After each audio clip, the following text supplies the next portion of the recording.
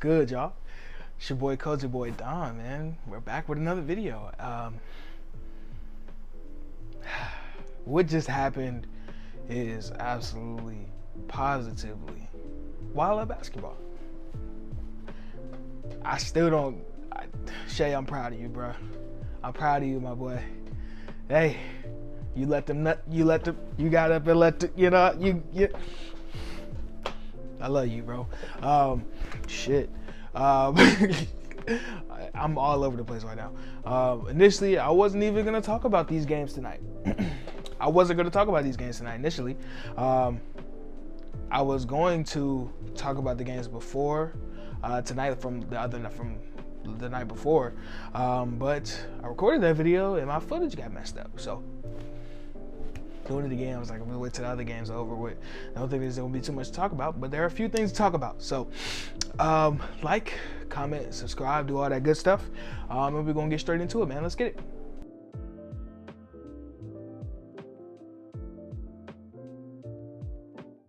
All right, so I'm gonna conclude what I just witnessed happen. The Thunder beat the Lakers again. They came back again. The Lakers at the end of the game tried to fight again. Bro, golly, bro. Shai stamped his claim as being one of the best young stars in the NBA. I don't know how many points he had. I'm doing this straight off the cuff. I don't care how many points he had. That fourth quarter was amazing, bro. This is crazy. He was getting wherever he wanted. It was Shai's world. He got wherever he wanted, whenever he wanted. He hit a shot from damn near half court. He crossed over and went like this and laid Anthony Davis and others. He found open guys. It was amazing. Salute to you, Shai. Lakers, I don't really know what to say. Without LeBron, it's been rough. Offense is stagnant. Melo has been playing very well. Anthony Davis had a great game. He did sprain his thumb. I don't know how he'll feel tomorrow, because when you sprain your ankle, you're fine for that game, and then the next day it hurts like I don't know what. So we'll see how that goes. Russell Westbrook. The Russell Westbrook experience happened towards the end of the game. Same thing to make you laugh or make you cry. That's all I'm going to say about that. Didn't plan on talking about that game, the Rockets and Suns game. I had it on, didn't give a flying you-know-what about it. Let me recalibrate, bro.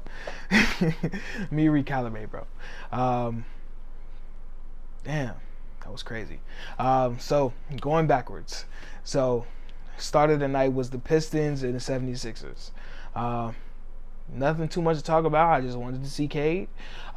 Cade had a double-double. He didn't shoot well, but I'm not worried about that at all. Not a single bit. Not a single bit, bro. Like, I'm not worried about none of that at all. He was able to get some of the shots that he wanted. It's just they're going to fall eventually, and then at that point you'll be like, okay, he's fine. Seth Curry for the Sixers is a monster. George Niang is a monster. I'm going to talk about them guys later on when I get back to the games before tonight.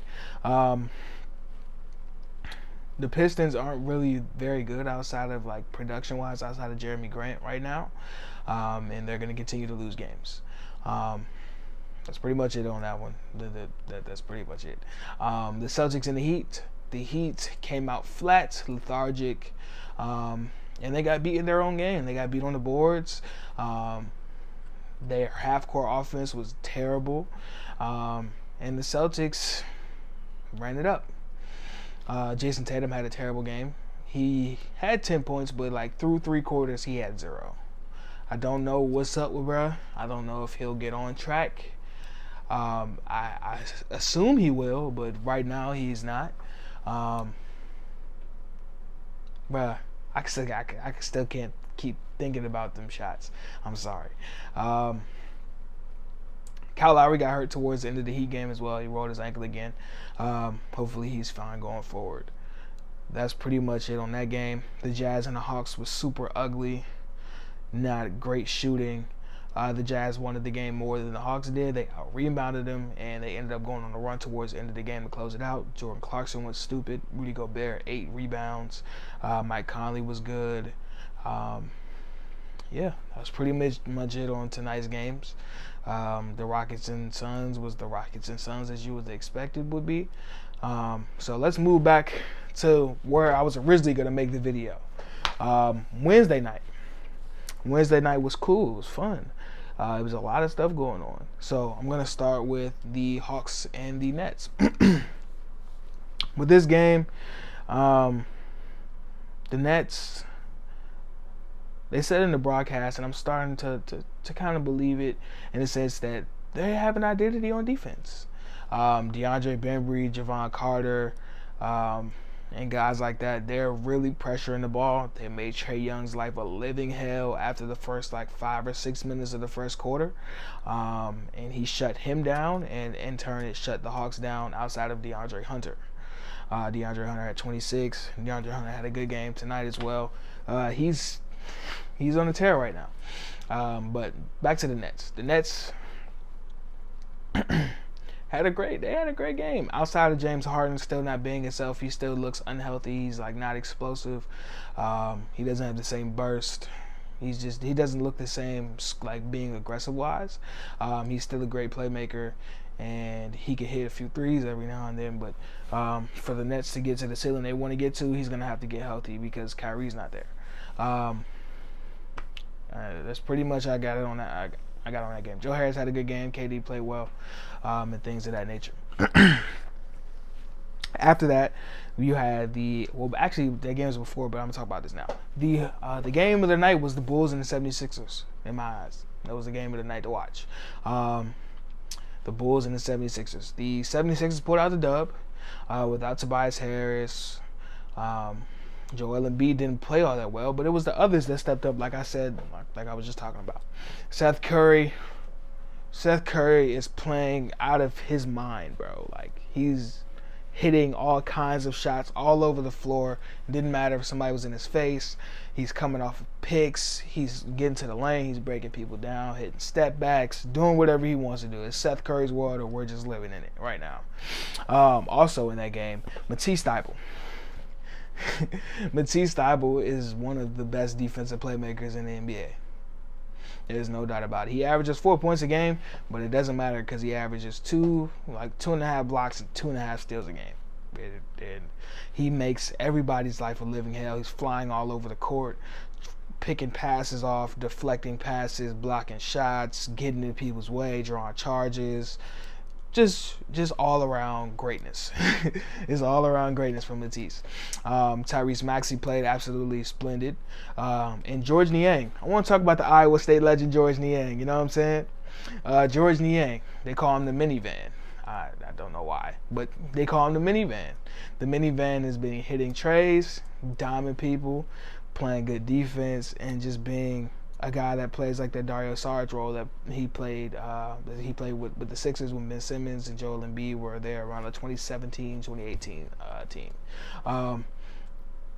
Yeah, I don't really know what else to think. I don't know if the Sixers can keep this up with Joel Embiid not playing all that well, and Tobias Harris being out. Isaiah Joe went into the protocol. Furkan Korkmaz was hurt. So we're going to see how they go forward, bro. It's still early, and only time will tell. We just got to notice some of these things and keep a mental note of it or write it down, however you get down, and just go forward throughout the season with it.